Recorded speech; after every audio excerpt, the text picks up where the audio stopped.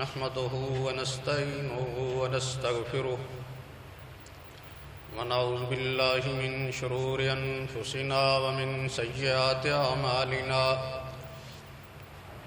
من يهده الله فلا مضل له ومن يضلل فلا هادي له ونشهد أن لا إله إلا الله وحده لا شريك له ونشهد أن محمدًا عبده ورسوله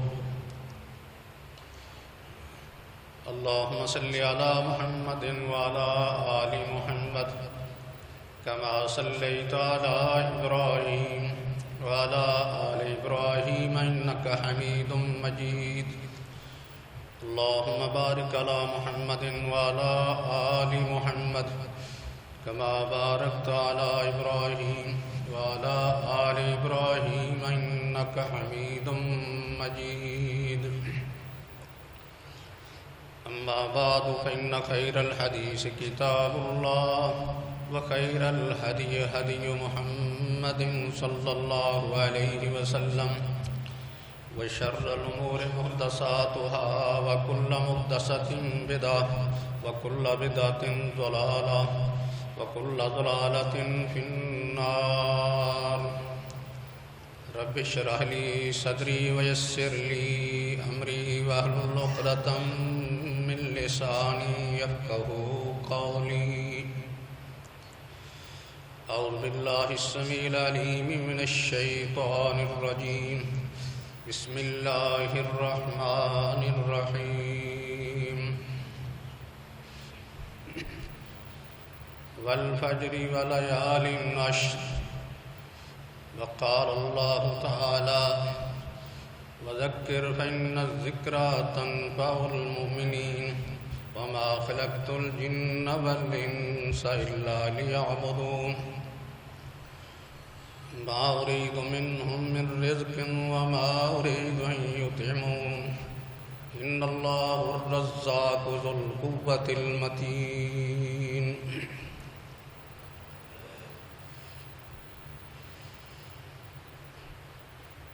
اللہ رب العزت نے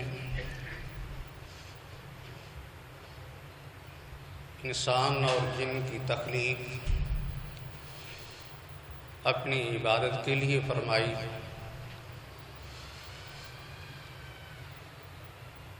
عبادت یہ انسان کی تخلیق کا مقصد بھی ہے اور جن کی.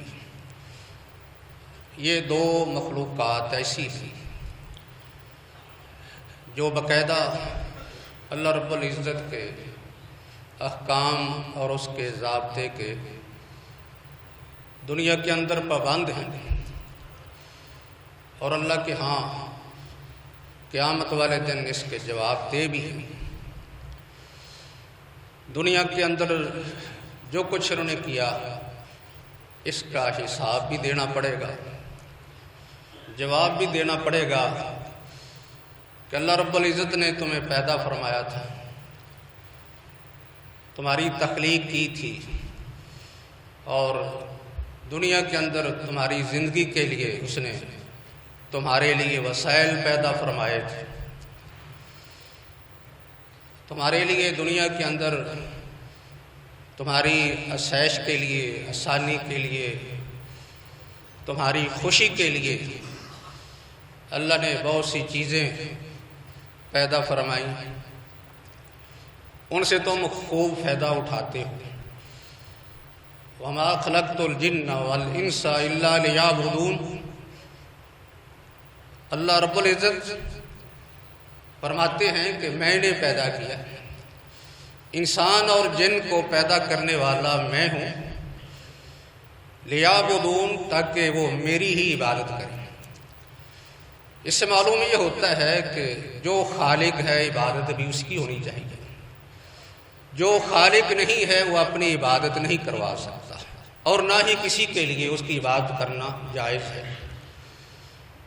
عبادت کا مطلب مفہوم کیا ہے؟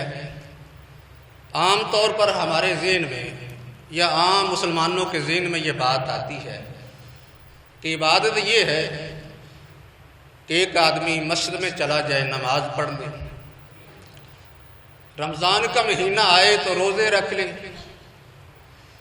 اور اپنے مال کی کچھ زکوٰۃ دے دے، یا اس سے آگے وہ بڑھتا ہے تو اگر مال اور زیادہ اس کے پاس آ جاتا ہے، خوشحال ہو جاتا ہے تو حج کر لے۔ تو یہ چند عبادات کو عبادت سمجھ لیا جاتا ہے کہ جو شخص ان کا اہتمام کرتا ہے وہ بہت زیادہ عبادت گزار اور صوم و صلات کا پابند کہا جاتا ہے، جبکہ صورتحال ایسی نہیں ہے۔ عبادت کا لفظ یہ عبد سے عبد، عربی کے اندر عبد غلام کو کہا جاتا ہے۔ اللہ رب العزت کی ہم نے جو ہے وہ بندگی کرنی ہے، غلامی کرنی ہے۔ دنیا کے اندر لوگوں کو غلام بنا لیتے ہیں اور پھر ان کو جس طرح چاہیں استعمال کریں، کبھی ان کو کسی کام کے کرنے کا حکم دیتے ہیں، کبھی کسی کام سے رکنے کا حکم دیتے ہیں۔ غلام ہی ہوتا ہے، آقا کے حکم کی وہ حکم عدولی نہیں کر سکتا، اس کی نافرمانی نہیں کر سکتا، اس کے کسی حکم سے بغاوت نہیں کر سکتا۔ جو کام کرنے کے لیے کہتا ہے اس کا بھی پابند ہوتا ہے، جس کام سے روکتا ہے اس کا بھی پابند ہوتا ہے۔ آخر ہے تو وہ غلام۔ حتیٰ کہ کوئی شخص کسی کا ملازم ہوتا ہے، کسی کا تنخواہ دار ہے، کسی کا مزدور ہے، وہ اپنی مرضی سے کام کرواتا ہے۔ کوئی ملازم اور مزدور اپنی مرضی سے کام نہیں کر سکتا۔ اگر کوئی شخص کسی کا وہ ملازم ہے، مزدور ہے، کسی کا غلام ہے، اگر وہ آقا کے حکم کو یا اپنے مالک کے حکم کو نہیں مانتا تو پھر اس کو اس کی سزا بھگتنی پڑتی ہے، اس کو مختلف قسم کی سزاؤں کا سامنا کرنا پڑتا ہے۔ کبھی اس کی تنخواہ کاٹ لی جاتی ہے، کبھی مار پٹائی بھی ہوتی ہے، کبھی اس کو ملازمت سے، مزدوری سے یا اس کو دفتر سے نکال دیا جاتا ہے۔ یہی سلسلہ ہر جگہ چلتا ہے۔ انسان کسی ملک میں رہتا ہے تو اس ملک کے قوانین کا وہ پابند ہے۔ قوانین جس کام کی اجازت دے وہ کر سکتا ہے، جس کام سے وہ روکے اس سے رکنا اس کے لیے ضروری ہوتا ہے۔ اگر ایسا نہیں کرتا تو ملک کا قانون کا باغی کہلاتا ہے، اور باغیوں کو بڑی سخت سزائیں دی جاتی ہیں، حتیٰ کہ ان کو قتل بھی کر دیا جاتا ہے۔ اللہ رب العزت نے انسان کو پیدا کیا تو اپنی بات کے لیے، اپنی بندگی کے لیے، کہ وہ اسی کا ہی بندہ بن کے رہے، اسی کا غلام بن کے رہے۔ اوروں کی غلامی سے نجات دلانے کے لیے، انسان کو انسان کی غلامی سے اس کو آزاد کروانے کے لیے اللہ رب العزت نے اپنا ضابطہ ہمیں عطا کیا ہے۔ کس ضابطے کے تحت تم چلو گے تو اللہ کے بندے بن کے رہو گے، اس کی عبادت کرو گے، اس کے غلام بنے رہو گے، اس کے ہر حکم کی فرما برداری اور اطاعت کرو گے۔ جس کام سے اللہ رب العزت نے روک دیا اس سے اپنے آپ کو روک کے رکھو گے تو پھر حقیقت میں تم اس کے بندے ہو، کیونکہ تم اس کے بندے اور اس کی مخلوق ہو اور وہ تمہارا خالق ہے۔ اس لیے عبادت تو خالق ہی ہونی چاہیے، نہ کہ کسی اور کی۔ یہ بات اللہ نے قرآن میں اسی آیت میں واضح کر دی، وَمَا خَلَقْتُ الْجِنَّ وَالْإِنسَ إِلَّا لِيَعْبُدُونِ، تاکہ وہ میری ہی عبادت کریں۔ عبادت کسی اور کی جائز نہیں ہے، کسی اور کی اطاعت ہو سکتی ہے، لیکن اطاعت کے لیے بھی شرط ہے کہ اس کی اطاعت اللہ اس کے رسول کی اطاعت کے تابع ہو تو پھر ہو سکتی ہے۔ اگر ایسا کوئی کام کرنے کے لیے کوئی کہہ دیتا ہے جو ناجائز ہے تو شرعی طور پر اس کی اطاعت یہ ناجائز ہوتی ہے۔ اللہ رب العزت نے انسان کو اپنی عبادت کے لیے پیدا کیا ہے۔ عبادت انسان کرتا ہے اس کی صفائی ہوتی رہتی ہے۔ انسان کی فطرت ہے کہ وہ جب اپنے گھر سے باہر نکلتا ہے بلکہ گھر کے اندر بھی بہت سے ایسے کام کرتا ہے جو اللہ کے ضابطے کے خلاف ہوتے ہیں۔ باہر نکلتا ہے تو خاص کر بے شمار برائیوں کا ارتکاب کرتا ہے، کئی اس سے غلطیاں اور گناہ ہو جاتے ہیں۔ گناہ انسان کو نجس کرتے ہیں، ناپاک کرتے ہیں، گندا کر دیتے ہیں۔ جیسا کہ کوئی شخص جو ہے وہ صاف ستھرے کپڑے پہن کر باہر نکلتا ہے تو اگر وہ باہر بازاروں میں چلتے پھرتے گرد کو روک نہیں سکتا، گرد پڑتی ہے، گھر میں آتا ہے، ان کپڑوں کی صفائی کی ضرورت ہوتی ہے۔ اگر کوئی شخص کئی دنوں تک ان کپڑوں کو صاف نہیں کرتا تو وہ کپڑے اتنے گندے ہو جاتے ہیں کہ بعد میں بعض دفعہ ان کو پھینک دیا جاتا ہے یا جلا دیا جاتا ہے۔ اتنی گندگی ہو جاتی ہے کہ وہ اتارنی مشکل ہوتی ہے۔ جس طرح انسان کا جسم اور اس کے کپڑے صفائی کے بغیر، دھلائی کے بغیر صاف نہیں رہ سکتے، اسی طرح عبادت کے بغیر انسان بھی پاک اور صاف نہیں رہ سکتا۔ عبادتیں پاک صاف کرتی ہیں۔ اللہ نے ہمارے لیے دن اور رات کی باتیں مقرر فرمائی ہیں۔ عام روٹین کے مطابق یومیہ جو عبادت ہے وہ ایک دن کی 5 نمازیں ہیں، فرض نمازیں ہیں، باقی اس کے علاوہ کچھ نفلی عبادات ہیں۔ یہ عبادات انسان کی دھلائی کرتی ہیں، صفائی کرتی ہیں، گناہوں سے اس کو پاک کرتی ہیں۔ لیکن بعض دفعہ ایسا بھی ہوتا ہے کہ انسان جو ہے وہ کیونکہ دنیا کے اندر اس طرح مگن ہو جاتا ہے، دنیا کے معاملات میں اتنا گھس جاتا ہے، داخل ہو جاتا ہے کہ اپنے اوپر جو ہے بہت سی نجاستیں جمع کر لیتا ہے، جس کے لیے اسے اسپیشل صفائی اور دھلائی کی ضرورت ہوتی ہے۔ ایسے ہی اللہ رب العزت نے سال کے اندر مختلف مواقع ایسے رکھ دیے، مختلف دن اور راتیں ایسی رکھ دی ہیں کہ جن میں خصوصی طور پر صفائی کا اہتمام ہوتا ہے تاکہ اچھی طرح اس کا تزکیہ ہو جائے، یہ پاک ہو جائے۔ دنیا کے اندر، دنیا کے کاروبار میں ہم دیکھتے ہیں کاروبار کرنے والے تاجر لوگ دن رات کام میں مصروف رہتے ہیں، لیکن کچھ اسپیشل دن بھی ہوتے ہیں۔ عید کا موقع آ گیا، کوئی شادیوں کا موسم اور سیزن آ جاتا ہے، وہ سمجھتے ہیں کہ یہ ہماری کمائی کا سیزن ہے، اس میں پھر دن رات ایک کر دیتے ہیں کہ ہم نے جو ہے وہ خوب پیسہ کمانا ہے، اب تو موقع ملا ہے۔ اللہ رب العزت نے بھی ایسے کچھ اسپیشل کورس رکھے ہیں، کوئی اسپیشل جو ہے وہ آفر ہے، یہ پیشکش ہے، اور اس کے لیے کچھ مخصوص دن ہیں، جیسے کچھ راتیں بھی مخصوص کر دی۔ رمضان کے اندر طاق راتیں ہیں، رمضان کا مہینہ عمومی طور پر ہے لیکن اس میں خاص کر طاق راتیں، اور دنوں کے اندر یہ جو دن ہے یہ کن قریب ہی شروع ہو رہے ہیں، جن کو کہتے ہیں ذو الحجہ کے یہ شروع والے 10 دن، عشرہ کہتے ہیں، عشرہ ذو الحجہ۔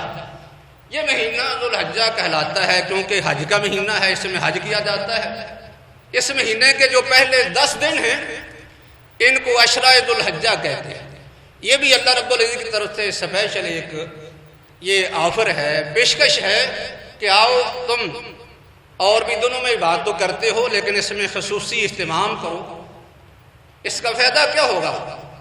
تم خصوصی اہتمام کرو گے تو اللہ کی طرف سے خصوصی انعامات بھی تمہیں ملیں گے، اسپیشل اجر و ثواب بھی ملے گا، انعامات بھی ہیں، اور اللہ رب العزت تمہارے گناہوں کو، تمہاری غلطیوں کو ختم کر دیں گے، صاف کر دیں گے، تمہارا تزکیہ ہو جائے گا، تمہاری طہارت کا جو ہے یہ انتظام اللہ رب العزت نے خصوصی طور پر ان دنوں میں کر دیا ہے۔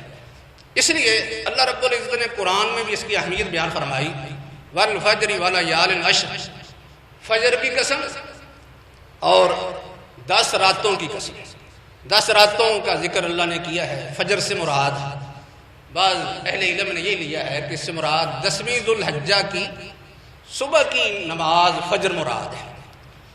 تو بہرحال، اور دوسرا اس میں 10 راتوں کا ذکر آ گیا کہ 10 راتیں یہ 10 دن ہیں شروع والے، ان کی فضیلت کے بارے میں نبی اکرم صلی اللہ علیہ وسلم کا یہ ارشاد کہ افضل ایام الدنیا ایام العشر، فرمایا کہ پورے سال کے دنوں میں سے سب سے افضل، سب سے زیادہ اللہ کو محبوب دن یہ ذوالحجہ کے پہلے 10 دن۔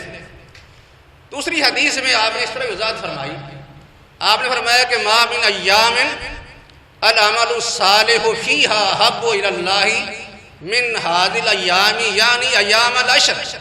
قیل یا رسول اللہ ولا الجہاد فی سبیل اللہ؟ قال ولا الجہاد فی سبیل اللہ الا رجل خرج بمالہ ونفسہ فلم یرجع بشیء من ذلک۔ نبی اکرم صلی اللہ علیہ وسلم نے فرمایا کہ دنوں میں سے سب سے بہترین دن جس میں کوئی نیکی کا عمل کرنا اللہ کو بہت ہی پسند ہے وہ ذوالحجہ کے 10 دن ہیں۔ ان کی فضیلت بہت زیادہ ہے۔ کوئی شخص ان میں کوئی خیر کا کام کرتا ہے، کوئی نیکی کا کام کرتا ہے، اللہ اس کا اتنا اجر و ثواب دیتے ہیں کہ پورے سال کے دنوں میں کسی بھی دن کے نیک عمل کا ثواب اس کا مقابلہ نہیں کر سکتا، اتنا زیادہ ہوتا ہے۔ آپ نے جب یہ ارشاد فرمایا تو صحابہ نے پوچھا اللہ کے رسول، اللہ کے راستے میں جہاد کرنا بھی اس کے برابر نہیں ہو سکتا؟ آپ نے فرمایا وَلَا الْجِهَادُ فِي سَبِيلِ اللَّهِ، اللہ کے راستے میں جہاد کرنا بھی اس کے برابر نہیں ہو سکتا، مگر وہ شخص جو بن نفس نفیس خود نکلتا ہے اللہ کے راستے میں، قتال کے لیے نکلتا ہے اور مال بھی ساتھ لے کے نکلتا ہے، واپس وہ نہیں آتا، جان بھی قربان کر دیتا ہے، مال بھی قربان کر دیتا ہے، یہ شخص جو ہے اس کی فضیلت تو زیادہ ہے۔ لیکن اس کے علاوہ کوئی شخص جہاد کے لیے نکلا اور اس نے اللہ کے راستے میں ان 2 چیزوں کو قربان نہیں کیا، اس جہاد کی نسبت اگر کوئی شخص ان دنوں میں کوئی نیک عمل کر لیتا ہے تو اس کا ثواب زیادہ ہوگا، اللہ اس بار اس کو اجر زیادہ دے گا۔ اس لیے ان دنوں میں نیک عمل کرنا اللہ کو بہت پسند ہے۔ نیک اعمال کون سے خصوصی طور پر اللہ نے ان دنوں کو فضیلت دے دی، اس میں بہت سے اعمال اکٹھے ہو جاتے ہیں، خاص کر ایسے اعمال جن کو ہم واجبات کہتے ہیں، فرائض کہتے ہیں، وہ جمع ہو جاتے ہیں، اس لیے اللہ نے فضیلت دے دی۔ ویسے بھی مہینہ حرمت والا ہے، سب سے بڑا عمل تو اس میں حج اور عمرے کا ہوتا ہے۔ حج عمرہ یہ بہت بڑی اہمیت والی عبادت ہے۔ نبی اکرم صلی اللہ علیہ وسلم نے اس کے بارے فرمایا کہ العمرۃ الی العمرۃ کفارۃ لما بینہما والحج المبرور لیس لہ جزاء الا الجنہ۔ کتنا یہ عظیم ثواب ہے۔ فرمایا کہ ایک عمرہ کو کر لیتا ہے، اس کے بعد دوسرا عمرہ کرتا ہے تو ان 2 عمروں کے درمیان اس کے جو گناہ ہوتے ہیں اللہ رب العزت انہیں معاف فرما دیتے ہیں۔ اور فرمایا کہ باقی جو حج ہے، حج مبرور، وہ حج جو اللہ کے ہاں قبول ہو جاتا ہے، کوئی شخص حج کے تمام واجبات، ارکان، شرائط کا لحاظ رکھتے ہوئے حج ادا کرتا ہے تو اس حج کا بدلہ جنت کے علاوہ اور کوئی ہے، جنت مل جاتی ہے۔ یہ فضیلت حج اور عمرے کی ہے۔ دوسرا عمل اس میں ایک روزے کا عمل ہے، اس کا بھی نبی اکرم صلی اللہ علیہ وسلم اہتمام فرماتے تھے۔ آپ پہلے 9 دنوں میں روزہ رکھتے تھے، اور یہ روزہ جو ہے اتنی عظیم عبادت ہے کہ یہ تو 9 دن کا روزہ ہے، اس کی عظمت کتنی زیادہ ہوگی۔ نبی اکرم صلی اللہ علیہ وسلم کا ارشاد ہے، آپ نے فرمایا کہ کوئی شخص اللہ کی رضا کے لیے، اللہ کو خوش کرنے کے لیے 1 دن کا روزہ رکھ لیتا ہے، اللہ رب العزت اس کو 70 سال کی مسافت تک جہنم کی آگ سے دور کر دیتے ہیں۔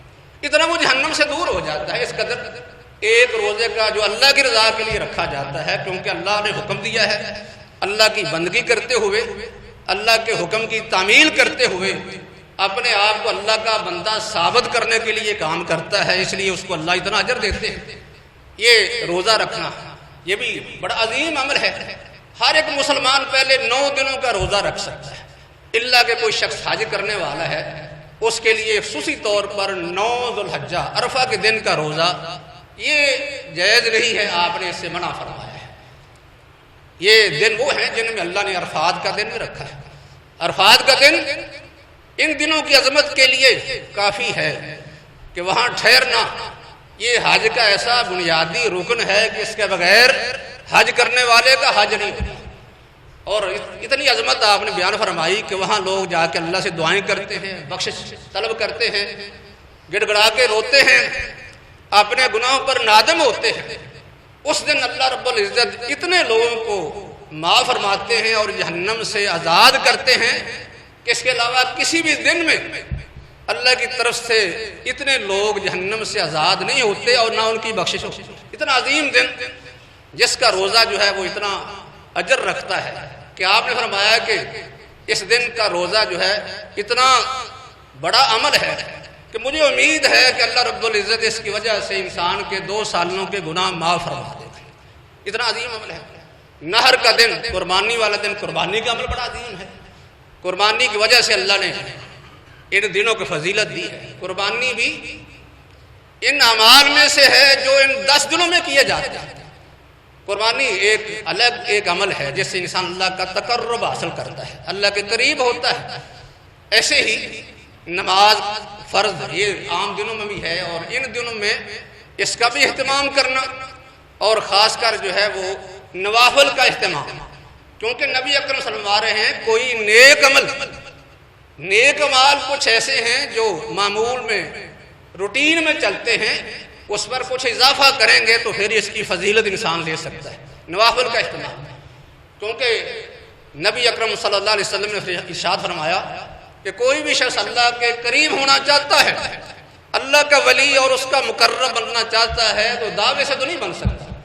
کوئی شخص کہے کہ میں اللہ کا ولی ہوں، کوئی کسی کو سرٹیفکیٹ دے دے کہ فلاں اللہ کا ولی ہے، اس طرح کوئی شخص ولی نہیں بن سکتا۔ آپ نے فرمایا کہ اللہ کا ولی بننے کے لیے ضروری ہے کہ واجبات ادا کرتا ہو۔ کوئی شخص واجبات کی ادائیگی کے بغیر اللہ کا ولی نہیں بن سکتا، اور اس کے بعد وہ نوافل کا اہتمام کرتا ہے۔ یہ نہیں کہ فرائض ادا کر کے رک جائے، نوافل کا اہتمام کرتا رہتا ہے، اسے اللہ کے قریب ہوتا چلا جاتا ہے، حتیٰ کہ اللہ کا اتنا محبوب بن جاتا ہے۔ اللہ فرماتے ہیں کہ اس کے یہ جو اعضاء ہیں، جن اعضاء سے وہ غلطیاں کرتا ہے، گناہ کرتا ہے، اللہ رب العزت ان اعضاء کو اپنی حفاظت میں لے لیتے ہیں، گناہوں سے بچ جاتا ہے۔ اس کے بعد ایک انعام اسے یہ بھی ملتا ہے کہ اللہ سے جو دعا کرتا ہے اللہ اسے قبول فرماتے ہیں۔ جس کام سے، جس شر سے، جس نقصان سے اللہ سے پناہ مانگتا ہے اللہ اسے پناہ دے دیتے ہیں، اسے فائدہ ہوتا ہے۔ فرمایا کہ یہ ہے اللہ کا ولی۔ جس شخص نے اللہ کے ایسے ولی سے دشمنی رکھی اس نے میرے ساتھ جو اعلان جنگ کر دیا ہے۔ یہ فضیلت ہے ان عبادات کی، ان فرائض کی اور نوافل کی جو اللہ کی رضا کے لیے کیے جاتے ہیں، کیونکہ اس میں انسان اللہ کا بندہ ہونے کا مظاہرہ کر رہا ہوتا ہے کہ میں اللہ کا بندہ ہوں۔ جب کسی شخص نے اللہ کی طرف سے جو ذمہ داریاں پوری نہیں کرنی، وہ اپنے آپ کو کیسے کہتا ہے کہ میں اللہ کا بندہ ہوں، میں اس کی بندگی کرنے والا ہوں یا اس کا فرما بردار، اس کا محبوب ہوں۔ دعوے جو ہیں وہ دنیا کے اندر چل جاتے ہیں، اللہ کے ہاں نہیں چلتے۔ ایسے ہی آپ نے وہ اعمال جو خاص کر ان دنوں میں بیان فرمائے، ان میں یہ بھی ہے، فرمایا فَأَكْثِرُوا فِيهِنَّ التَّهْلِيلَ وَالتَّكْبِيرَ وَالتَّحْمِيدَ۔ یہ دن ایسے ہیں جن میں اللہ کی بڑائی بیان کرو، اللہ کی تحلیل کرو، تحمید کرو۔ اس سے مراد کیا ہے؟ لا الہ کا ذکر کرو، اللہ اکبر کہو، الحمدللہ کا ذکر کرو۔ ایسے ہی دوسری حدیث میں سبحان اللہ کا ذکر بھی آتا ہے۔ فرمایا کہ یہ 4 ذکر کے کلمات اتنے اہم ہیں، اتنے عظمت والے ہیں کہ جو شخص ان کلمات کے ساتھ اللہ کا ذکر کرتا ہے وہ شخص جو ہے وہ جنت میں اپنے لیے درخت لگا رہا ہوتا ہے۔ نبی صلی اللہ علیہ وسلم گزر رہے تھے، ابو ہریرہ رضی اللہ تعالیٰ عنہ بیان کرتے ہیں کہ میں شجر کاری کر رہا تھا، کچھ پودے لگا رہا تھا۔ آج بھی مہم چلتی ہے شجر کاری کی، اس کا اہتمام کیا جاتا ہے، اچھی بات ہے۔ آپ نے اس کی فضیلت بیان فرمائی ہے کہ درخت لگانے کا بھی اجر ہے، خاص کر پھلدار درخت کا بھی اجر ہے کہ جو لوگ اس سے فائدہ اٹھاتے ہیں، جب تک فائدہ اٹھاتے رہتے ہیں تو ان کا اجر لگانے والے کو ملتا رہتا ہے۔ اس کی بڑی عظمت ہے۔ لیکن صرف دنیا کے درخت نہیں، انسان کی ضرورت یہ بھی ہے کہ وہ اپنے لیے جنت کے اندر بھی درخت لگائے۔ اس لیے آپ نے فرمایا کہ ابو ہریرہ میں آپ کو ایک اور شجر کاری بتاتا ہوں جو اس سے بہتر ہے۔ وہ پوچھنے لگے اللہ کے رسول وہ شجر کاری کیا ہے؟ آپ نے فرمایا وہ ہے سبحان اللہ الحمدللہ، اللہ اکبر، لا الہ الا اللہ، اس کا ورد کرنا۔ آپ نے فرمایا کہ ان کلمات میں سے جو بھی تو کلمہ کہے گا، ایک کلمہ کہے گا، تو اللہ رب العزت اس کے بدلے میں جنت میں تیرے لیے ایک درخت لگا دیں گے، شجرکاری ہوتی ہے۔ اور دوسری حدیث میں آپ نے یہ بھی فرمایا کہ جو شخص ان کلمات کے ساتھ ذکر کرتا ہے، اللہ اکبر، سبحان اللہ، الحمدللہ، لا الہ الا اللہ۔ آپ ایک درخت کے نیچے کھڑے تھے اور وہ درخت جو تھا اس کے پتے خشک ہو چکے تھے، موسم خزاں تھا۔ آپ نے اپنی لاٹھی اس کی ٹہنی پر ماری اور اس کے پتے جو ہے وہ سارے نیچے گر گئے۔ آپ نے فرمایا کہ دیکھو کہ جس طرح اس درخت کے پتے نیچے گرے ہیں، اسی طرح ان کلمات کے ساتھ ذکر کرنے سے انسان کے گناہ جو ہے وہ نیچے گر جاتے ہیں، گناہوں سے وہ صاف ہو جاتا ہے۔ نبی اکرم صلی اللہ علیہ وسلم نے اس سے بڑھ کر ایک اور فضیلت بیان فرمائی۔ آپ نے فرمایا کہ جو شخص یہ 4 کلمات کہے جن کا ہم ابھی ذکر کر رہے تھے، سبحان اللہ، الحمدللہ، اللہ اکبر، لا الہ الا اللہ، اور اس میں آپ نے ایک کلمے کا اضافہ فرمایا کہ جو آدمی لا حول ولا قوت الا باللہ یہ بھی ساتھ کہہ دے، اللہ رب العزت ان کلمات کی وجہ سے، اس ذکر کی وجہ سے اتنے خوش ہوتے ہیں کہ اس کے گناہ معاف کر دیے جاتے ہیں، خواہ وہ سمندر کی جھاگ کے برابر۔ یہ ذکر کی عظمت ہے، اس کی فضیلت ہے، اس کا اجر و ثواب ہے۔ اور خاص کر آپ نے حکم دیا کہ یہ دن جو گزریں گے ذوالحجہ کے پہلے 10 دن، ان میں تم کثرت کے ساتھ اللہ کا ذکر کیا کرو۔ ایسے ہی ایک عمل ان اعمال میں سے جو ہمیں کرنا چاہیے وہ صدقہ بھی ہے۔ صدقہ کرنا، صدقہ، اس کے فضائل بہت سے قرآن حدیث میں بیان ہوئے ہیں۔ میں مختصر صرف ایک حدیث بیان کر کے اس کی فضیلت پر اشارہ کرتا ہوں کہ صدقہ جو ہے یہ بہت بڑا عمل ہے۔ نبی اکرم صلی اللہ علیہ وآلہ وسلم نے اس کی فضیلت بے شمار احادیث میں بیان فرمائی۔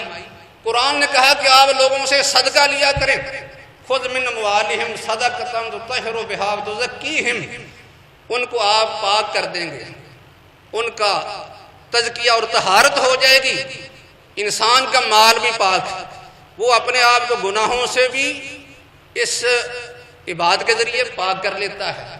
اور اس کے اندر جو ایک بخل اور کنجوسی کا وصف ہے کہ انسان مال کسی کو دینا نہیں چاہتا ہے، بخیل ہے انسان اصل، تو یہ بخل کا جو وصف برا ہے، بری عادت ہے، اس سے بھی انسان پاک ہو جاتا ہے۔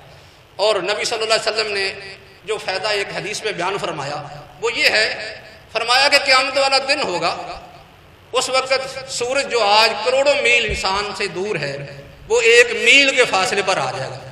اتنی زیادہ گرمی اور تپش ہوگی کہ لوگ پسینے میں ڈوب رہے ہوں گے، کسی کا پسینہ اس کے گھٹنے تک ہے، کسی کا پسینہ اس کے ٹخنے تک ہے، کسی کا پسینہ اس کی کوکھ تک ہے، اور کسی کا پسینہ جو ہے وہ اس کے سینے تک ہوگا، اور بعض ایسے بھی ہوں گے کہ جن کا پسینہ ان کے منہ تک ہوگا، اس پسینے میں وہ ڈوب رہے ہیں۔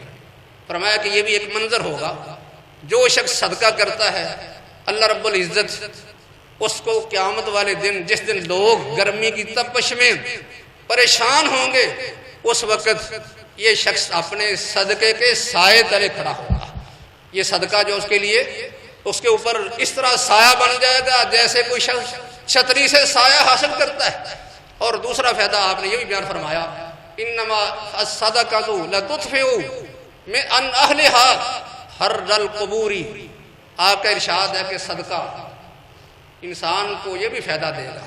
یہ مرحلہ قیامت والے دن کا بعد میں آئے گا، اس سے پہلا ایک مرحلہ جو ہے قبر کا بھی ہے۔ ہر آدمی نے قبر میں جانا ہے، کسی کو فرار نہیں، مجبوراً اس نے جانا ہے، روک نہیں سکتا۔ اللہ کا نظام ہے، دنیا میں اس کو کچھ اختیارات دیے ہیں جن سے وہ ناجائز فائدہ اٹھاتا ہے، لیکن اللہ نے بہت سے معاملات دنیا کے اندر بھی اپنے ہاتھ میں رکھے ہیں کہ انسان بے بس ہے، کچھ کر نہیں سکتا، بے بس ہو جاتا ہے۔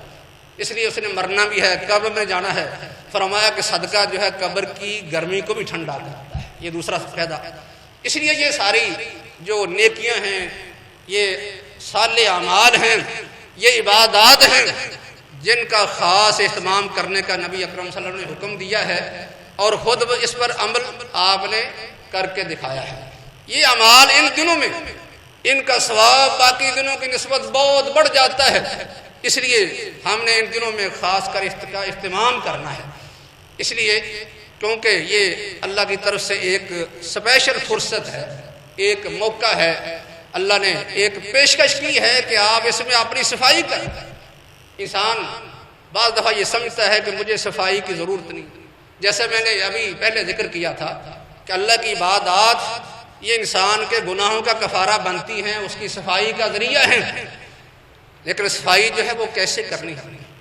اس کا مطلب یہ نہیں کہ ہم پاکی پورا سال جو چاہیں کریں، صرف ان دنوں میں اہتمام کریں، بلکہ مقصد یہ ہے کہ اور دنوں میں اہتمام کم ہوتا ہے، گناہ بڑھ جاتے ہیں، گرد و غبار اور نجاست زیادہ ہو جاتی ہے، اس کو دور کرنے کے لیے یہ اسپیشل کورس ہے کہ آپ اچھی طرح اپنے آپ کو صاف کر لیں۔ لیکن صفائی جو ہے وہ صرف نیک اعمال سے، عبادات کرنے سے نہیں ہوگی، بلکہ صفائی کے لیے ان کاموں سے بچنا بھی ضروری ہے جن سے اللہ نے منع کر دیا۔ اگر کوئی شخص نماز پڑھتا ہے، روزہ رکھ لیتا ہے، قرآن کی تلاوت بھی کرتا ہے، لیکن اس کے ساتھ ساتھ وہ گناہ کا ارتکاب بھی کرتا ہے، کسی کا ناجائز مال بھی کھا رہا ہے، جھوٹ بھی بول رہا ہے، خیانت بھی کر رہا ہے، عدل کی کرسی پر بیٹھ کر ناانصافی بھی کر رہا ہے، اور وہ حکمران کی سیٹ پر بیٹھ کر لوگوں پر ظلم بھی کر رہا ہے۔ کوئی شخص کوئی بھی گناہ کرے، کسی کی حق تلفی کرے، کسی پر زیادتی کرے، کسی بھی لحاظ سے، کسی کے مال پر حملہ کرے، کسی کی عزت پر حملہ کرے، کسی کی جان پر حملہ کرے، کوئی شخص کسی کو دھوکہ دے، جھوٹ بولے، یہ سارے کے سارے وہ کام ہیں جن سے اللہ رب العزت نے ہمیں روک دیا ہے۔ اللہ نے کہا کہ میری عبادت کرو، تو عبادت کے اندر صرف نماز پڑھنا نہیں، بلکہ وہ تمام کام جو اللہ نے منع کر دیے ہیں سب سے رکنا بھی ضروری ہے، ورنہ انسان اللہ کا بندہ نہیں بن سکتا۔ اپنے آپ کو کیسے کہہ سکتا ہے میں اللہ کا بندہ بن گیا؟ کیونکہ اللہ کا جو بندہ ہے وہ تو پھر جو کام اس کی طرف سے کرنے کا حکم آئے وہ بھی کرتا ہے، جس سے رکنے کا حکم آ جائے اس سے رکتا بھی ہے۔ اگر ایک کام جس کو کرنے کا حکم ہے وہ کرتا جائے لیکن جس سے روکا ہے اس سے رکے نہ، کوئی شخص اس کو بندگی کرنے والا، غلامی کرنے والا نہیں کہہ سکتا۔ دنیا کے اندر بھی یہ نظام ہے، ایک مالک روکتا ہے کہ تو نے یہ کام نہیں کرنا، وہ کہے کہ نہیں، جو کام آپ کہتے ہیں کرنے کے لیے وہ تو کروں گا، لیکن جیسے آپ رکتے ہیں میں اس سے رکوں گا نہیں، تو وہ شخص کبھی بھی اس کو برداشت نہیں کرے گا۔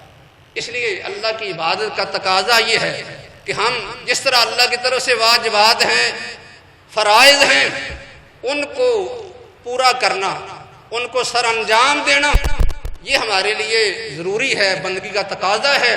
اسی طرح ان تمام کاموں سے رکنا جن سے اللہ نے منع کر دیا ہے یہ بھی ضروری ہے، ورنہ انسان اللہ کا بندہ نہیں بن سکتا۔ یہ کیسے ہو سکتا ہے کہ اللہ رب العزت کہے کہ تم نے سود نہیں کھانا، وہ کہے کہ میں نے تو کھانا ہے؟ اللہ کی طرف حکم آئے کہ چوری نہیں کرنی، وہ کہے میں نے تو چوری کرنی ہے؟ اللہ کی طرف سے اس کے رسول صلی اللہ علیہ وسلم کی طرف حکم آئے خیانت نہیں کرنی، کسی کے مال پر قبضہ نہیں کرنا، تو نے اپنی عزت کا خود لحاظ رکھنا ہے، دوسروں کی عزت کا بھی لحاظ رکھنا ہے، بات کرنی ہے تو سچی کرنی ہے، جھوٹ نہیں بولنا، خیانت نہیں کرنی، زبان کا ناجائز استعمال نہیں کرنا، گالی گلوچ سے اپنے آپ کو بچانا ہے، عریانی فحاشی سے اپنے آپ کو بچانا ہے، زنا سے اپنے آپ کو بچانا ہے۔ بے شمار انسان زندگی میں گناہ کرتا ہے، وہ سمجھتا ہے کہ میں ان گناہوں کا ارتکاب بھی کرتا جاؤں اور ساتھ ساتھ یہ دعویٰ بھی کرتا جاؤں کہ میں بڑا پکا اور سچا مسلمان ہوں، عبادت گزار ہوں۔ یہ کیسی عبادت ہے؟ یہ تو کوئی بات بندگی نہیں ہے کہ انسان ایک بات مانے اور دوسری کا انکار کرتا چلا جائے۔ اس لیے ہر ایک مسلمان کو سوچنا چاہیے کہ میں اللہ کی بندگی صحیح کر رہا ہوں۔ اللہ رب العزت کی بندگی تو یہی ہے کہ اس کی طرف سے جہاں رکنے کا حکم آ جائے وہاں آدمی رک جائے، جہاں کچھ کرنے کا حکم آ جائے وہاں وہ کرنا شروع کر دے، یہ تو بندگی ہے۔ باقی کچھ کاموں میں اپنی مرضی اور کچھ کاموں میں اللہ کی اطاعت، یہ بندگی نہیں ہے، یہ بھی اللہ رب العزت کے ساتھ بغاوت ہے۔ جو اصل بندگی عبادت کا تقاضا ہے وہ اس سے پورا نہیں ہوتا، کیونکہ اللہ رب العزت نے فرمایا کہ یا علم آہد इलैकुम या बनी आदम अलम अहद इलैकुम या बनी आदम अल्लाह ताबुदु शैतान इन्नहु लकुम अदुव्वुम मुबीन अनेबुदूनी के बनी आदम तुमसे ये मेरा अहद है कि तुम शैतान की बात नहीं करनी, शैतान की बात नहीं करनी, बल्कि मेरी बात करनी है। इसलिए कि मेरी बात तुम्हारी जिम्मेदारी है और शैतान की बात ये अल्लाह से बगावत है। और हो रहा है कि मेरी बात जो है ये सीधा रास्ता है, मेरी बात करने वाला सीधे रास्ते पर है, शैतान की पूजा करने वाला वो शैतान के रास्ते पर है। जो शख्स शैतान की पूजा कर रहा है, उसकी पैरवी कर रहा है, बात उसकी मान रहा है, तो वो कैसे कह सकता है कि मैं अल्लाह की बात कर रहा हूँ। नबी अकरम सल्लल्लाहु अलैहि वसल्लम ने एक हदीस में इसकी बड़ी वजाहत फरमाई, फरमाया कि ताइसा अब्दुल दिरहम व अब्दुल दिनार व अब्दुल खमीसा इन उतिया राजिया व इल्लम युता साखिता। आपने फरमाया कि दुनिया के अंदर लोग कुछ दिरहम के बंदे हैं, कुछ दिनार के बंदे हैं, कुछ लिबास के बंदे हैं। अगर उन्हें मिल जाए तो खुश होते हैं, अगर ना मिले तो नाराज हो जाते हैं। ये दुनियादार है। यहाँ नबी सल्लल्लाहु अलैहि वसल्लम ने इनको बंदा कहा है। कुछ लोग दिरहम दिनार की पूजा करने वाले हैं, कुछ लिबास की पूजा करने वाले हैं, उनकी बात, इसके लिए लफ्ज अब्द बोला है, इसके बंदे हैं। एक तरफ आदमी अल्लाह का बंदा है, एक तरफ शैतान का या दिरहम दिनार का बंदा है। अगर कोई शख्स माल की खातर, दिरहम दिनार की खातर, लिबास की खातर वो अल्लाह के अहकाम को, अल्लाह के दीन को नजरअंदाज कर देता है, कैसे दावा कर सकता है कि मैं अल्लाह का बंदा और उसकी पूजा करने वाला हूँ, अल्लाह की इबादत करने वाला हूँ। हकीकत में वो तो दिरहम दिनार का, दुनिया का बंदा बन गया।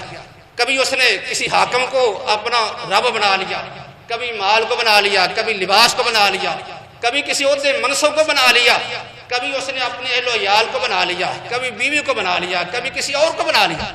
इतने उसने अपने लिए रब बना दिए। उनकी बातों की खातर, उनको खुश करने के लिए अल्लाह की नाराजगी मूल ले रहा है, फिर भी दावा कर रहा है कि मैं अल्लाह की इबादत कर रहा हूँ। हकीकत में ये अल्लाह की इबादत नहीं, या तो ये अपनी इबादत है, या फिर शैतान की बात है, या इसके अलावा बाकी दुनिया की चीज़ों की, दुनिया के लोगों की इबादत है। अल्लाह की इबादत इसे नहीं कहा जा सकता। इसलिए हम में से हर एक मुसलमान की जिम्मेदारी है वो ये देखे कि अल्लाह ने जिस इबादत का हमें हुक्म दिया है कि मैंने तुम्हें अपनी इबादत के लिए पैदा किया है, तो वो इबादत क्या है, उसका मफ़हूम क्या है, उसके तकाजे क्या हैं। अल्लाह समझने की, अमल करने की तौफीक अता फरमाए। वमा अलैना इल्लल बलाग।